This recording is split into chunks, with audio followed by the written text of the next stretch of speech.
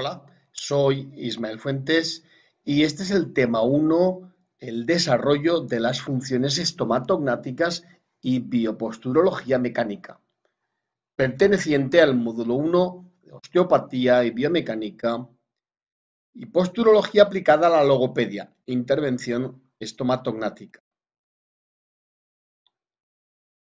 El aprendizaje y conocimiento del crecimiento facial y craneal es importante para el diagnóstico, evaluación e intervención y tratamiento en el ámbito de la logopedia. Sin un conocimiento del origen, inserción de los músculos que componen el sistema estomatognático, no podremos hacer sino tratamientos sin un rumbo adecuado y sin una perspectiva correcta y sin saber realmente lo que estamos haciendo.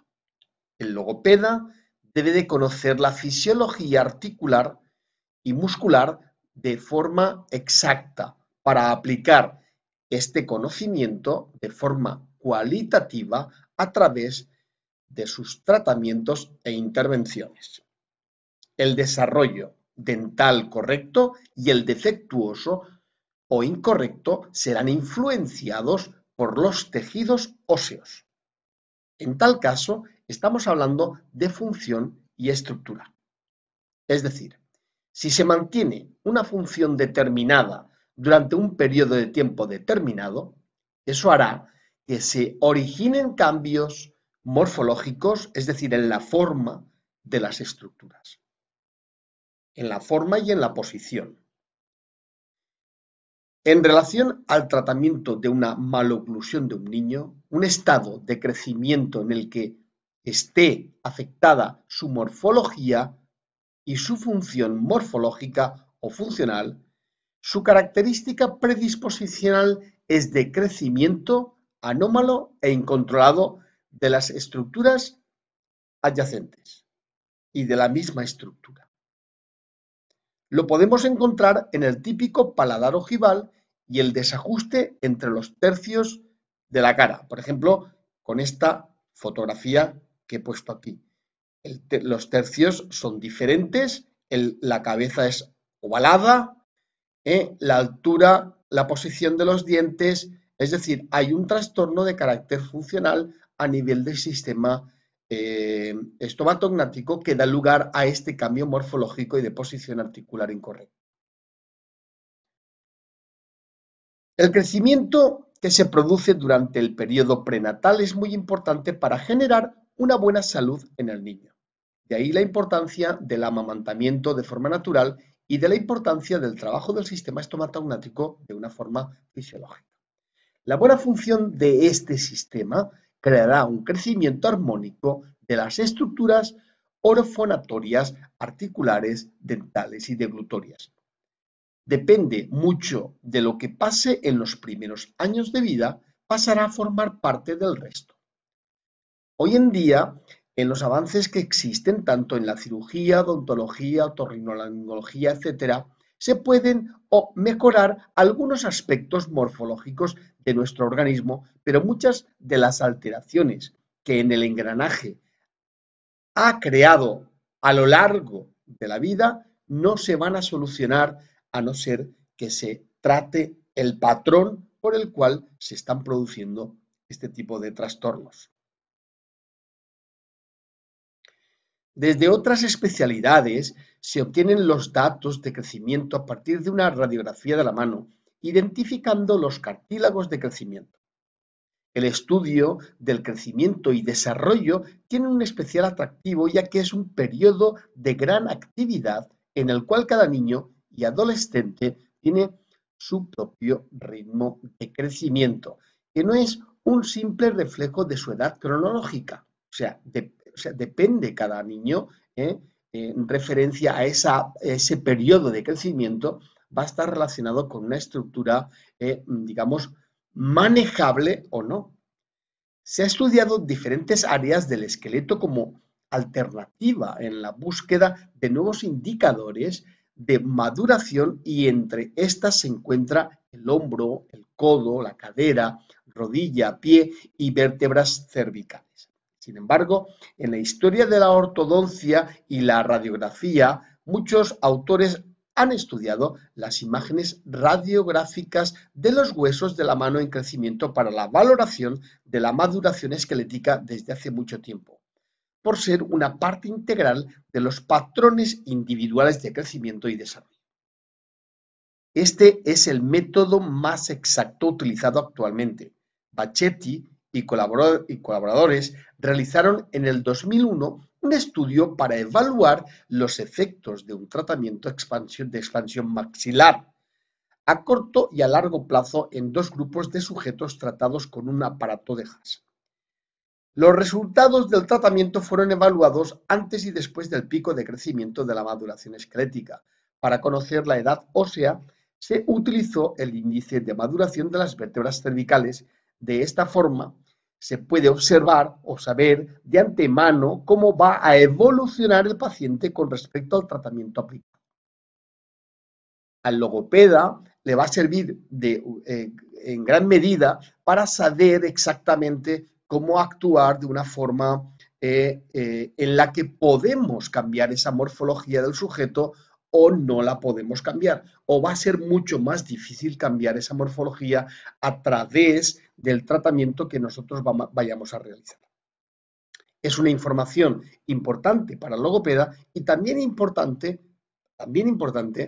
para muchos padres que ven en nuestros tratamientos una evolución muy importante de su hijo de cara a una mejora en la morfología, en la estructura de la función maxilofacial o bucofonatoria, etcétera, etcétera, que va a conducir a un cambio importante en sus funciones y en sus aspectos morfológicos. Así pues, desde el punto de vista de la logopedia, vamos a tener mucha más relación, ese enlace, digamos, a nivel radiológico con una teleradiografía que es la que más cercana está al odontólogo o odontopediatra que una radiografía de la mano, con lo cual lo que he querido exponer aquí en este tema es que el logopeda sepa interpretar esa tipología de maduración ósea, importante para cualquier tipo de tratamiento. Se observa una mejor respuesta al tratamiento de ortodoncia y de logopedia si se realiza en el periodo donde el individuo alcanza un punto máximo de crecimiento puberal. En este momento, tanto la mandíbula como el resto del cuerpo alcanzan su mayor grado de evolución. En la categoría 1 o de iniciación, representa el inicio del crecimiento, estando el paciente en una etapa en la que indica que la epífisis y la diáfisis de la falange proximal, en el caso de la radiografía, del tercer dedo tiene una igual anchura. Los bordes, en este caso, inferiores de la vértebra cervical 2, de la vértebra cervical 3 y de la C4 se observaron planos. Los bordes superiores inclinados, como vemos aquí, en dirección postero-anterior y en general en forma de cuña, como podemos observar en este caso. En esta fase falta por completarse el crecimiento entre un 85 a un 100%. En la categoría 2 o aceleración, que es la siguiente, representa una combinación, lo que indica que la epífisis y la diáfisis de la falange media, en el caso de la mano, del quinto dedo, se encuentra en una igual anchura y hay osificación del sesamoideo aductor del dedo pulgar. La aceleración del crecimiento estaba empezando en esta etapa donde se observa también el desarrollo de concavidades en el borde inferior de C2 y de C3, es decir, aquí, esta concavidad que tenemos en esta. Mientras que el borde inferior de C4 es plano. Los cuerpos vertebrales de C3 y C4 tienen forma bastante rectangular. En esta fase falta por completarse el crecimiento de un 65 a un 85%. En la categoría 3 o transición, vemos aquí, representa una combinación de lo que se indica que la epífisis y la diáfisis de la falange distal, volvemos al tema de la mano, media del tercer dedo, se encuentra en un estado de capuchón y se observan concavidades en los bordes inferiores de C2 y de C3. E inicio en C4, es decir, en la vértebra cervical 4 se empezaría a iniciar esta concavidad. Los cuerpos vertebrales son de forma rectangular, como vemos aquí, ya empiezan a hacerse con una forma rectangular y esta etapa se corresponde a una gran aceleración de crecimiento que se acerca mucho más a este punto. En esta fase falta por completarse el crecimiento de un 25 a un 65%.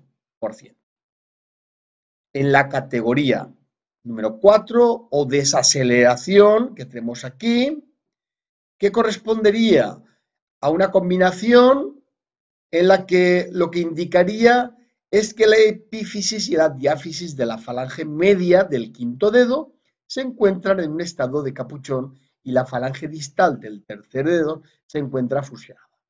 En este caso, las vértebras, que es lo que nos interesa, son de forma cuadrada. ¿Veis aquí? De forma cuadrada. Y sus bordes inferiores se hicieron cóncavos. Ahí vamos. La concavidad de los bordes inferiores.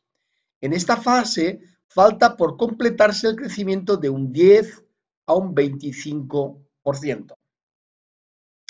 Después en la categoría número 5 o maduración, que tenemos aquí, que corresponde a una combinación, también lo que indica que la epífisis y la diáfisis de la falange proximal y media del tercer dedo se encuentran fusionadas y se observa a nivel vertebral que son de forma cuadrada y sus bordes inferiores son bastante cóncavos, como podemos apreciar, correspondiendo a la etapa de maduración final de las vértebras y también de la falange en relación a la mano. En esta fase falta por completarse el crecimiento de un 5 a un 10%. Y por último, la fase 6 o completación, en la que se representa una combinación también en lo que indicaría es que la epífisis en correspondencia a la mano y la diáfisis de la falange media del quinto dedo se encuentran de igual anchura y hay una osificación del sesamoideo aductor del dedo pulgar. La aceleración del crecimiento estaba empezando en esta etapa donde se observa también desarrollo de concavidades en el borde inferior de la C2 y de la C3, mientras que en el borde inferior de C4 es plano.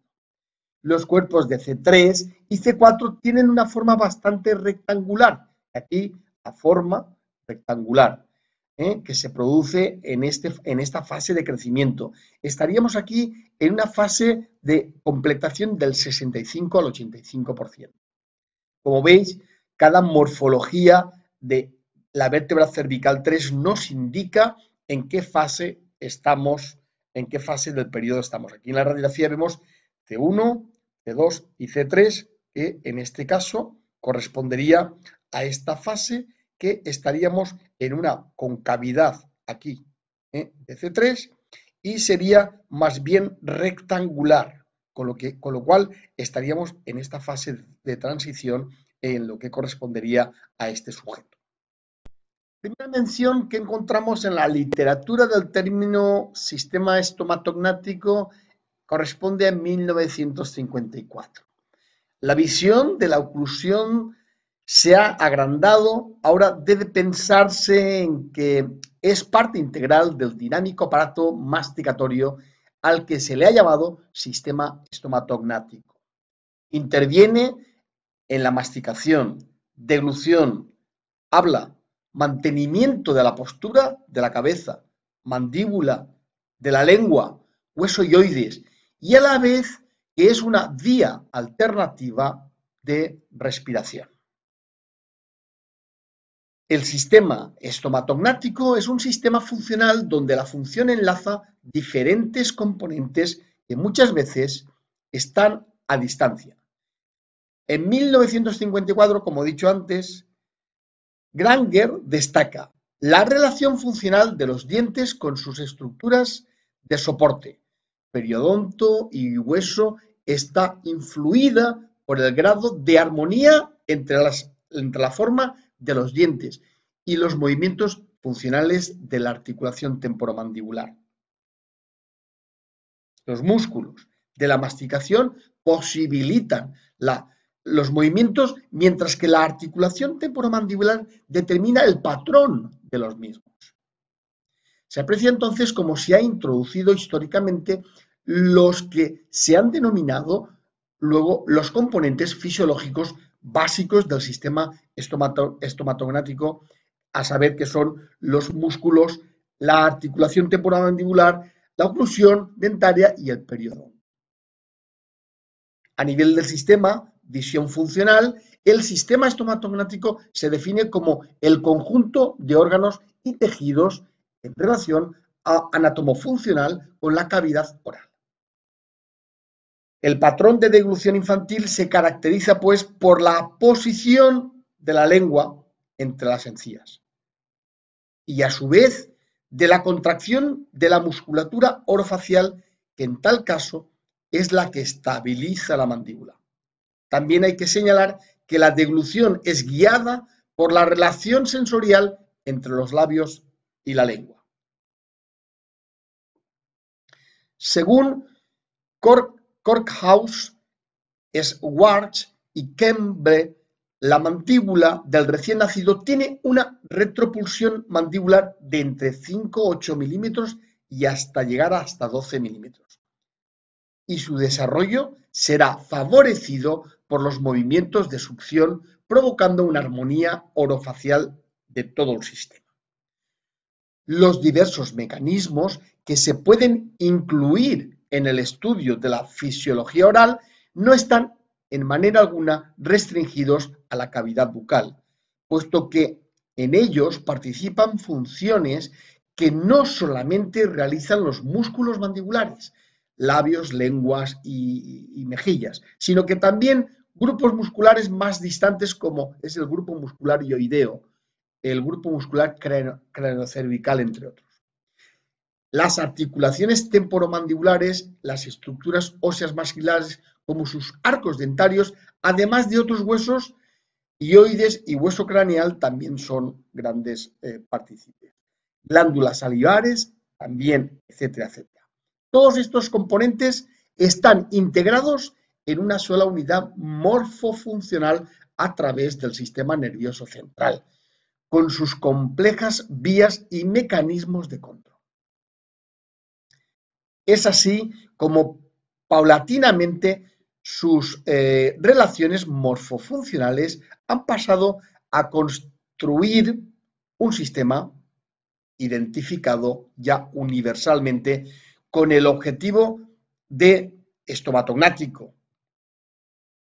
Wilnes, en sus estudios, dice que al alimentarse de forma natural, el bebé ejecuta unos 3.000 o 3.500 movimientos, mientras que en la alimentación artificial estos movimientos pasan a ser de 1.500 a 2.000, con lo cual se puede entender la disfunción que se puede generar a raíz de esa incorrecta alimentación por parte de un mecanismo artificial, un mecanismo que no guarda una relación con la forma natural de alimentarse el bebé y que puede dar lugar a disfunciones y alteraciones importantes en la nutrición inclusive del bebé y el crecimiento de este.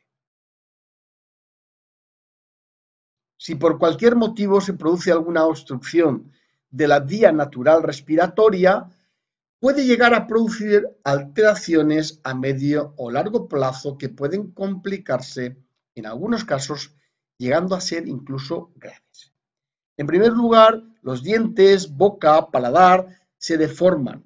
En otros, la alimentación del niño puede ser deficiente y dar lugar a problemas, como hemos comentado, de desnutrición. Otros pasan por las alteraciones que se van a producir a lo largo del crecimiento por las diferentes adaptaciones del sistema musculoesquelético y otras producidas por las fuerzas provocadas sobre los maxilares.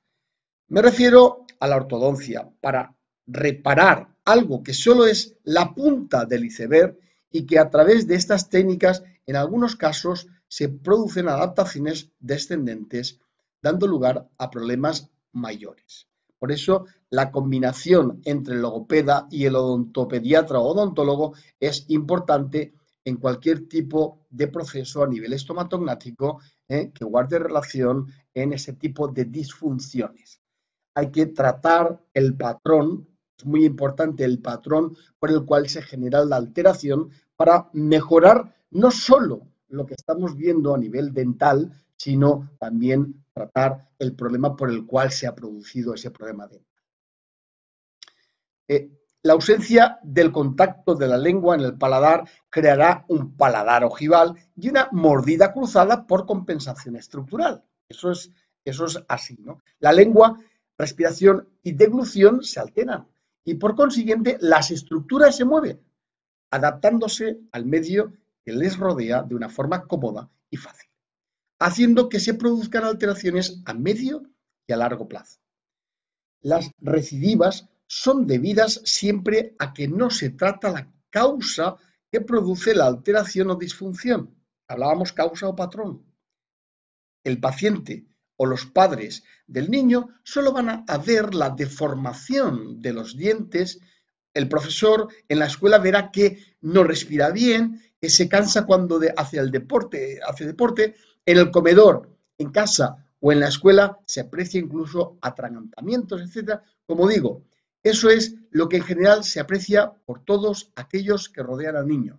Pero la realidad puede ser diferente con respecto a la sintomatología y por eso quiero decirles que si el patrón que adopta el paciente con respecto a la disfunción deglutoria, masticatoria, respiratoria, etcétera, no se cambia, el paciente volverá otra vez a reproducir la patología dental, mandibular u ortodóntica. Por tal motivo, la figura del logopeda es importante porque es el especialista que no solo tratará la disfunción, sino también el patrón del proceso patológico que tiene el paciente. Las alteraciones biomecánicas del aparato locomotor y craneofacial responden a diferentes formas de abordaje terapéutico y se encuentran asociadas a disfunciones y alteraciones bucofonatorias, deglutorias y también respiratorias. La función hace la forma, pero si la forma se ha hecho y hay un cambio en la estructura, hay que tratarla por medio de ortodoncia. De lo contrario, la forma hará que se cronifique el proceso en el tiempo. Los problemas mecánicos pueden afectar a la función muscular, diafragmática y esta a la respiración de forma directa.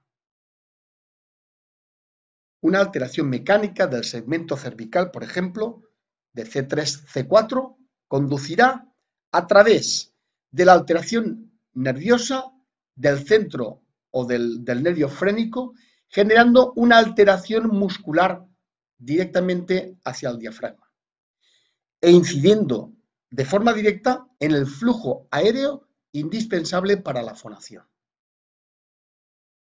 Un porcentaje importante de problemas craneofaciales en general y maloclusivos en particular se deben a alteraciones funcionales o están íntimamente conectados con estas.